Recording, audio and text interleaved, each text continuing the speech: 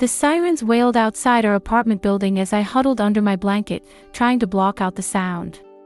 I was 12, and gunshots had become as familiar as car horns. That night, looking through the crack in my curtains at the police lights painting our walls red and blue, I made a promise to myself: this won't be my whole story. My name is Malika. I grew up in East Detroit, where dreams often got swallowed by reality. But I'm sitting here now in my editing studio in Los Angeles, putting final touches on a documentary that will air next month on a major streaming platform. The journey between these 2 points wasn't straight or easy. It's the kind of path you can't see when you start walking it. Our neighborhood was the kind journalists called troubled on the evening news. I called it home. My mom worked 2 jobs, cashier by day, cleaning offices by night. Dad wasn't in the picture. We lived in a 2-bedroom apartment with my 3 younger siblings, and every month was a careful calculation of which bills could wait. Eyes forward, Malika, Mom would tell me. Don't look at what we don't have. School became my escape. I wasn't the smartest kid, but I was curious. In 8th grade, my English teacher, Ms. Reynolds, loaned me her digital camera over a weekend. "You've got a good eye," she said when I returned it with 200 photos of my neighborhood. Not the broken windows or graffiti that outsiders might focus on, but the dignity in small moments. Mr. Wilson sweeping his stoop every morning at 6 a.m., kids playing double dutch with frayed ropes, my little brother's face lit up by birthday candles in our dark kitchen. I became obsessed with storytelling through images. The problem? Cameras cost money. Film classes weren't offered at my school. The nearest youth media program was across town, a 90-minute bus ride each way. I babysat, delivered papers, and saved $437 over 6 months to buy a used DSLR camera from a pawn shop. The owner knocked off $50 when I told him what it was for. "Artists get a discount," he said. College application season hit me hard. My guidance counselor suggested community college. "More realistic with your situation," she said, not unkindly. My SAT scores were decent but not scholarship worthy. My mom couldn't contribute a dime. One Tuesday night, I sat on our fire escape crying, feeling the weight of limited options. Film school seemed as distant as Mars. The financial aid forms asked questions about assets we didn't have. The estimated costs for 1 semester exceeded what my mom made in months. My friend Tasha got pregnant our senior year and dropped out. My cousin Marcus took a job at the auto plant because that's what we do. The neighborhood had gravity pulling everyone back to what was known, manageable. I almost gave into it. Applied to Wayne State, picked a practical major. Told myself I could make films later, somehow. Then my high school film, a 12-minute documentary about my mom's hands, cracked and beautiful from years of work, won a regional youth media contest.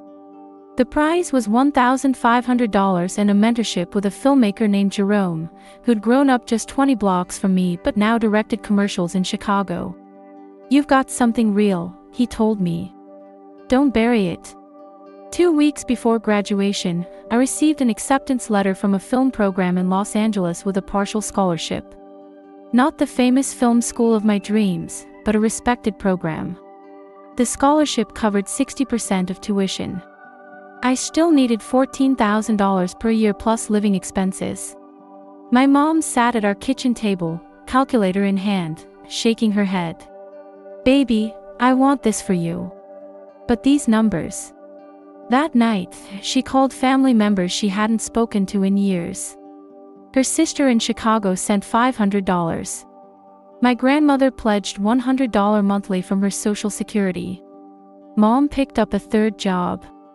I deferred for a year, worked 60-hour weeks at a restaurant and a retail store, applied for every scholarship I could find.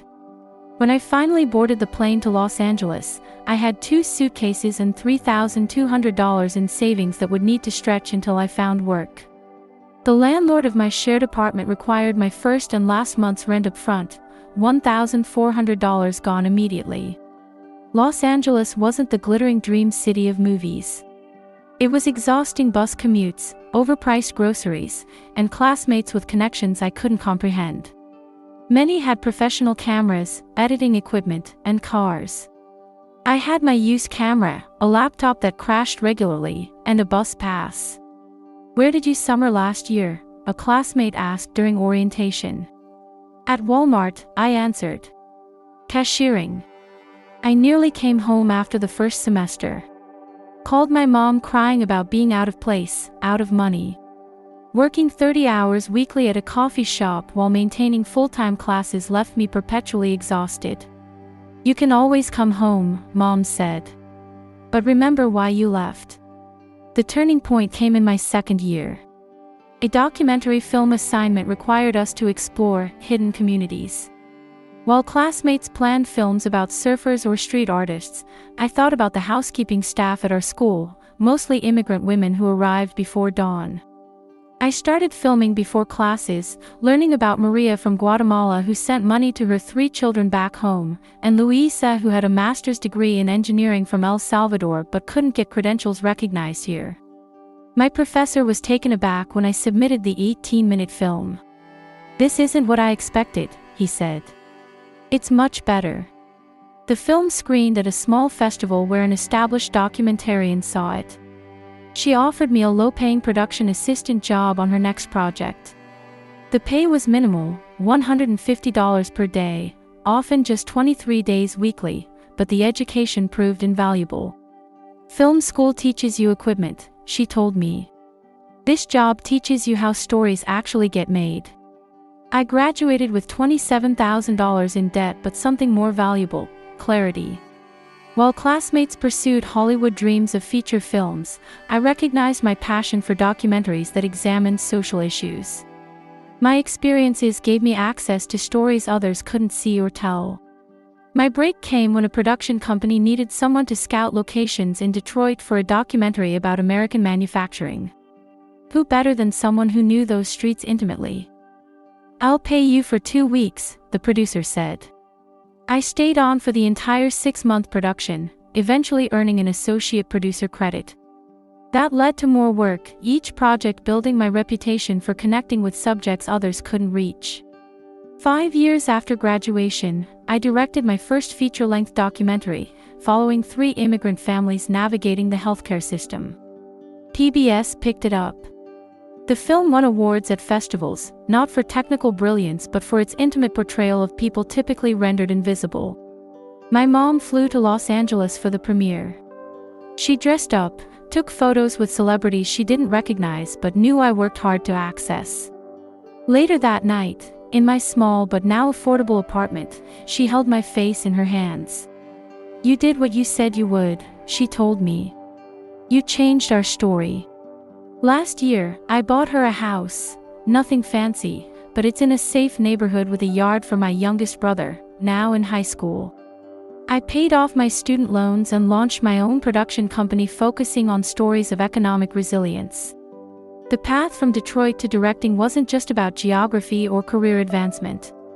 It required learning to stand in different worlds simultaneously, to speak the language of film festivals and funding applications while never losing sight of the authentic stories that matter. Success didn't come from making it in a traditional sense. It came from carving out space for voices like mine to exist in an industry that wasn't built for us.